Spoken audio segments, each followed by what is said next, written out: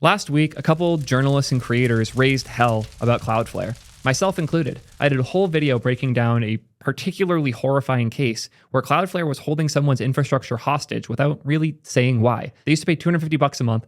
All of a sudden, they were expected to pay $125,000 upfront to not lose all their domains. Terrifying stuff. There's a lot of nuance here around the fact that the company happens to be a casino and Cloudflare seems to just want to not let them use their IP addresses, but none of this was stated in any of the correspondence that was shared. And as crazy as it sounds, I almost entirely side with the casino here. That said, I was waiting for a response from Cloudflare. I went out of my way to call out as often as I could that what we really need here is to hear from the Cloudflare CEO.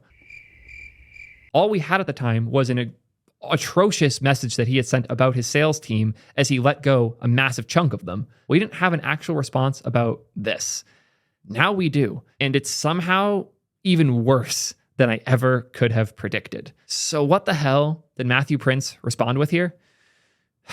Let's take a look. So he was tweeting some random GIF with a rock in it. I don't even know what it is. I don't really care. And someone replied, "What's the matter with the unaddressed 24-hour notice on the $120,000 bill?" Matt replied, "Break the law and put our IP space at risk, and we will protect our customers by forcing you onto using your own private IP space, which costs a lot because it's bespoke." We finally have a reason for why they were being forced into this plan. I'm pulling up the original post quick because I want to highlight that in none of these things is specified. Resolve this situation as a matter of urgency because your Cloudflare account settings are potentially affecting their network. That doesn't sound like your IP addresses are getting banned and it's hurting our network. That sounds like their settings or something they configured incorrectly or some code they wrote is the problem here. Incredibly unclear. They get in a call and the call ends up being with the business development department, but it was actually with the sales team, which again, to be very clear, has nothing to do with the issue that the CEO is now stating. And in all of these emails, it was very clear that your account's being involved in domain rotation activities. That's not particularly clear. They say use of Cloudflare services for this purpose strictly prohibited. We'd like to request you provide information as to what accounts and domains are being used. Cool. Again, not very clear.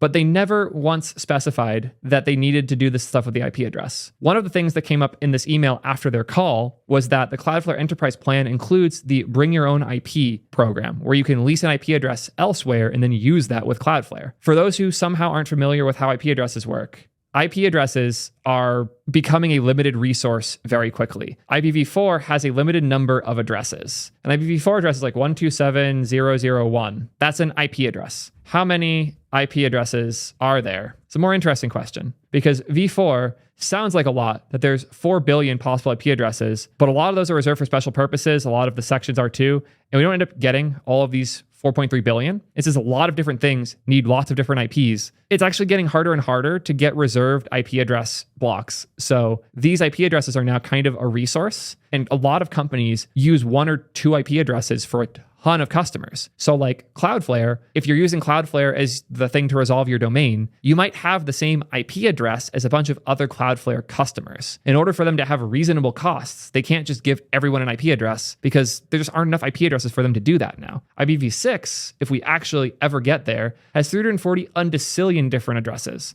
So this problem goes away if we actually move over to IPv6. We've been saying that for a long time. It hasn't happened. And as such, V4 has become a resource that is guarded. You can't just get allocated more IP addresses anymore. You have to buy them from someone else. And Cloudflare, understandably, is scared of their IP addresses being banned in other countries. If only they had said that in any of this communication. Because what they said is that the enterprise plan comes with this feature, not that this is the feature you have to use or you'll get banned because you're getting our IP addresses banned. They never said that. They never once were explicit about the IP addresses being the thing. The first place that IP comes up in this in a searchable way is we don't need most of the features they mentioned. I understand asking us to do Bring Your Own IP to remove their liability from our domains, but the rest is all things we don't need or are purely nice to have. Again, they did not get told that the IP address thing is a necessary thing to stay on the service. They were just told it's a feature in this plan that also includes a ton of other shit they don't actually want or need. Also, this email was clearly like written on the fly because they like mixed up some of the like bolding where the Z and 0 isn't bolded.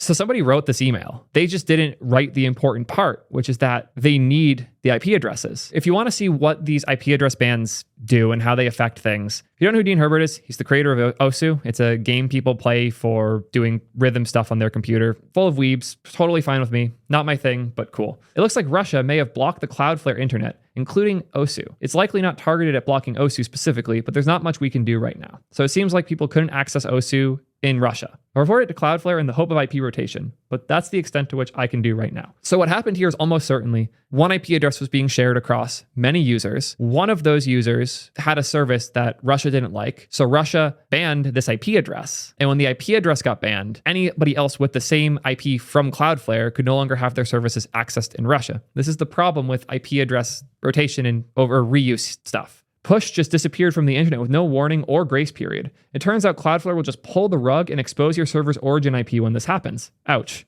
What? Turns out they don't like caching non-HTML and are taking immediate action against it with no warning. I mean, I can have them cache less, but I think the resultant bandwidth costs will be higher for them.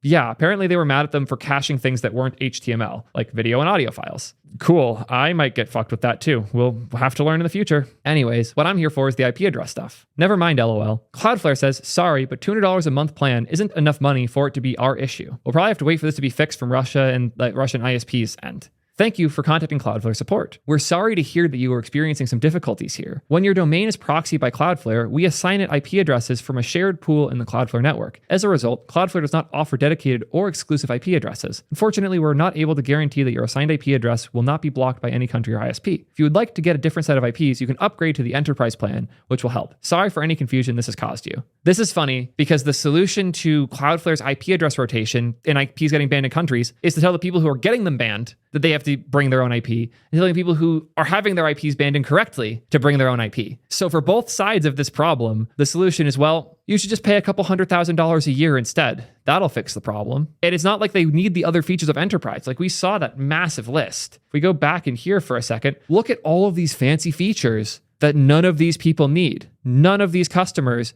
need Argo smart routing, advanced cache control, zero trust access for 50 seats. The creator of OSU doesn't need 50 seats. It's one person. This is absurdity. But the fact that Cloudflare's way of handling these things is to shrug and make it your problem sucks. At the very least, they explained what was going on here honestly. Like this is a support engineer who replied. This is before sales had taken over. If sales was the one to send this reply, it would have been much worse. It would have said, you should use these 3 features in the enterprise program. Not when your domain is proxied, we assign an IP address from a shared pool. Sadly, that means you might get banned sometimes. They just, yeah. If this was the way that they had treated the other customer, we wouldn't have a whole bunch of videos about this because it would suck, but it wouldn't be as big a deal. The fact that both sides are being told to pay here, and on top of that, the communication for one of the sides was so garbage, that's the problem. Anyways, that all aside, go watch my old video if you're curious about that stuff, because I want to talk about these responses because I hate them. Regardless of who's in the right, why did it take a response to a tweet to address your consumers? Because talking about the details of a specific customer is against our policy for good reasons, even when they write things that go viral about us. Okay, then why are you doing it here? This is such a weird thing to tweet, Matt.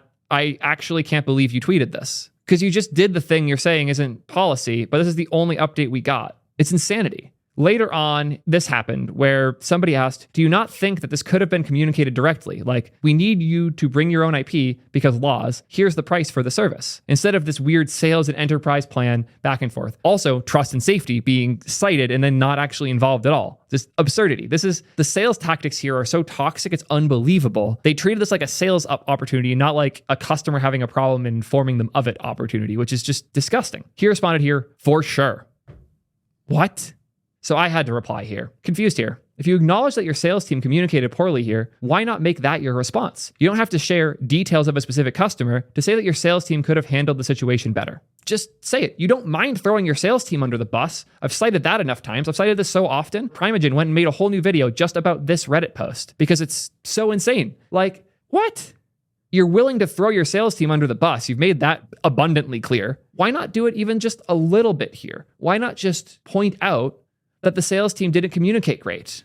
The only good faith I could possibly read this in is by reading it in even worse face, saying this is sarcastic. But I'd like to think the CEO of Cloudflare, in the middle of a pretty significant controversy, isn't sarcastically replying for sure on a tweet. I would really like to think that, because I don't want to believe that this is ironic. And I hate brigading, and I know people are going to go spam their replies. I would politely ask you guys to not spam his replies about this. I would really hate to see a bunch of people who are following me harassing Matt on Twitter, because it's not going to change anything, clearly. It's not unlikely that my video is why this person initially replied. They were pretty polite about it here, and also really polite about it here, so I'm not going to fault them in any way, but I don't want to just spam Matt with my audience here. I want him to make a legitimate response, not to do this vague posting of because we can't air out details as a reply to you airing out details. It's just kind of nonsense. Was the company even informed about their terms of service violation? The whole debacle's around how little to no communication Cloudflare has given other than issues affecting network, $120K, upfront, 24 hours. Yep. And if this was just Cloudflare, that's one thing. But the Fathom guy, right? Jack Ellis. Like, Jack's had these same problems. As I cited before, Jack, who's building an analytics company, has also banned Cloudflare from his business because they have run into problems like this in the past. They need to fix this because right now they have goodwill. People think, oh, I use Cloudflare and it's great. But then as more happy customers get treated like shit by their enterprise sales team, it'll compound negatively. Please fix your sales process, Cloudflare. Who is he replying to that deleted their tweet? Can I even see that anymore? Nope. Yeah. This might have been the Cloudflare employee that I cited in my original video because they tried to be nice about it, but insane. It's reducing platform risk at a pretty critical layer. The article has good, solid technical insights from that perspective. Talking about perspective, I wonder if there's any regulatory pressure on Cloudflare here. Yeah.